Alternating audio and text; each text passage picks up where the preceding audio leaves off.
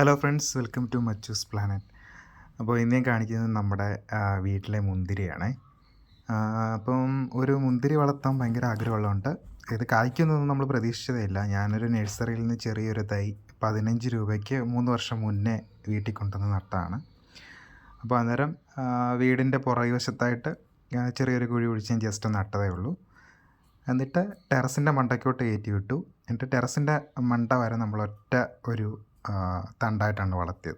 ബ്രാഞ്ചൊക്കെ വരുമ്പോൾ അത് നമ്മൾ റിമൂവ് ചെയ്തിട്ട് ഒരേ ഒരു തണ്ടായിട്ട് വളർത്തി ടെറസിൻ്റെ മണ്ടയ്ക്കോട്ട് അത് പന്തലിട്ട് കൊടുത്തിട്ട് അങ്ങനെയാണ് വളർത്താൻ ഉദ്ദേശിച്ചത്. ഇതാണ് ഇപ്പോൾ 3 വർഷത്തിന് ശേഷമുള്ള വീഡിയോ ആണിത്. കണ്ടില്ലേ, ഇങ്ങനെ മുകളിലോട്ട് ഒറ്റ ഇതായിട്ട് കയറ്റി ഇത് തണ്ടിനൊക്കെ അത്യാവശ്യം ഇപ്പോൾ നല്ല കനമായിട്ടുണ്ട്. കാരണം 3 വർഷത്തോളം ആയിട്ടുണ്ട്. നല്ല ആകാശക്കാഴ്ചയൊക്കെ അതിൻ്റെ ഇടയ്ക്ക് കിട്ടിയിട്ടുണ്ട്.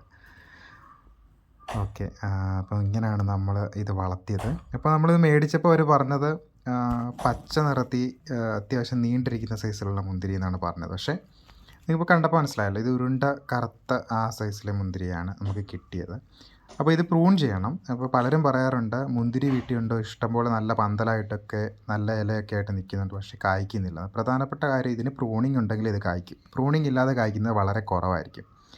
അപ്പോൾ നമ്മൾ ആവശ്യമില്ലാത്ത ചെറിയ ചെറിയ കമ്പുകളൊക്കെ കട്ട് ചെയ്ത് ഇലയും പിന്നെ സ്പ്രിങ്ങും ഉണക്കുള്ള അതും എല്ലാം കട്ട് ചെയ്ത് കളയണം. കട്ട് ചെയ്ത് കളഞ്ഞ് കഴിയുമ്പോൾ പൂക്കും. ഇതിപ്പോൾ ഞാൻ പ്രൂൺ ചെയ്ത് കായ്ച്ചു തുടങ്ങിയിട്ടുണ്ട്. പക്ഷേ ക്ലൈമറ്റിൻ്റെ പ്രശ്നമൊക്കെ കാരണം കായകൾ വളരെ കുറവാണ്. നിങ്ങൾ വീഡിയോയ്ക്കകത്ത് ആദ്യം കണ്ടത് മുൻപുണ്ടായ ഇതാണ്. ഇതിപ്പം കണ്ടില്ലേ, പ്രൂൺ ചെയ്ത് കഴിഞ്ഞ് കായ്ച്ചിട്ടുണ്ടായതാണ്. ക്ലൈമറ്റിൻ്റെ ഒക്കെ ഇതുകൊണ്ട് ഒരുപാട് കായ് കുറവായിരുന്നു ഇപ്രാവശ്യം. പക്ഷേ എന്നാലും അത്യാവശ്യം ഉണ്ടായിരുന്നു. നമുക്ക് നമ്മുടെ വീട്ടിൽ കഴിക്കാനുള്ളതൊക്കെ ഉണ്ട്. ഇത് ഞാനൊരു കൊലയിൽ തൊട്ടപ്പോഴത്തേന് എനിക്ക് പറഞ്ഞു പോകുന്നതാണ്. കണ്ടോ, അപ്പോൾ ഈ സൈസിൽ മുന്തിരിയാണ് നമുക്ക് കിട്ടുന്നത്. നേരത്തെ ടെറസ് ഫുള്ളുണ്ടായിരുന്നു, പിന്നെ ഞാൻ ഒന്ന് കട്ട് ചെയ്ത് ഒതുക്കി ഒരു സൈഡിലോട്ട് മാറ്റിയതാണ്. പിന്നെ വളമെന്ന് പറയുമ്പോൾ നമ്മൾ പ്രൂണിങ്ങിന് മുന്നേ പുളിപ്പിച്ച കടലപ്പിണ്ണാക്ക് വെള്ളം നല്ലപോലെ ചേർത്തിട്ടാണ് ഒഴിച്ചു കൊടുക്കുന്നത്. പിന്നെ ഇറച്ചി മീനൊക്കെ കഴുകുന്ന വെള്ളം ഇതിന് നല്ലൊരു വളമാണ്.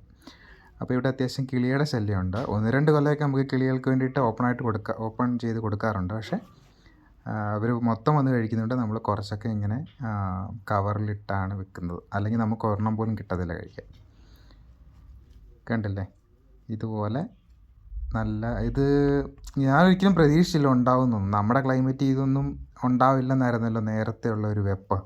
പക്ഷേ ഇപ്പോൾ പലരും പ്രൂവ് ചെയ്ത് കഴിഞ്ഞു നമ്മുടെ നാട്ടിലും നല്ല അടിപൊളിയായിട്ട് ഇത് വളരും എന്നുള്ള കാര്യം.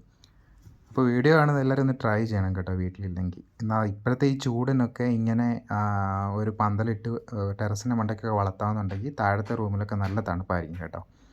അപ്പം എനിക്ക് എക്സ്പീരിയൻസ് ഉണ്ട്. ഈ മുന്തിരി പടത്തേക്കുന്ന റൂമിൽ, താഴത്തെ റൂമിൽ അത്യാവശ്യം നല്ല ചൂട് കുറവുണ്ട്.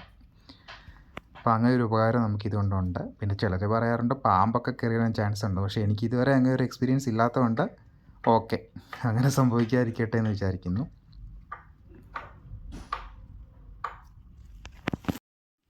ഇതിനത്യാവശ്യം വെയിറ്റ് ഉള്ളതുകൊണ്ട് നല്ല സപ്പോർട്ട് കൊടുക്കണം നമ്മൾ പന്തലിന്. ഇരുമ്പ് കൊണ്ടൊക്കെയുള്ള സപ്പോർട്ടാണ് നല്ലതായിരിക്കും. ഞാൻ പക്ഷേ അത്രയ്ക്കൊന്നും എനിക്ക് അറിവില്ലായിരുന്നു ഇത് പടത്തിയ സമയത്ത്. ഞാൻ സാധാരണ പ്ലാസ്റ്റിക്കിൻ്റെ നെറ്റാണ് കൊടുത്തത്.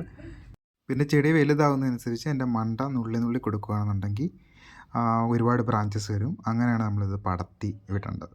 ഇപ്പോൾ ചെടിക്ക് അത്യാവശ്യം ഒരു മെച്യൂരിറ്റി വന്നതിന് ശേഷം മാത്രം ഈ പറഞ്ഞ പോലെ പ്രൂൺ ചെയ്യുക. പ്രൂൺ ചെയ്ത് കഴിയുമ്പോഴത്തേന് മഴയില്ലാത്ത സമയത്ത് പ്രൂൺ ചെയ്യുന്നതായിരിക്കും നല്ലത്. പ്രൂൺ ചെയ്ത് കഴിഞ്ഞാൽ പിന്നെ വരുന്ന തളിർപ്പിലെല്ലാം പൂവുണ്ടാവും.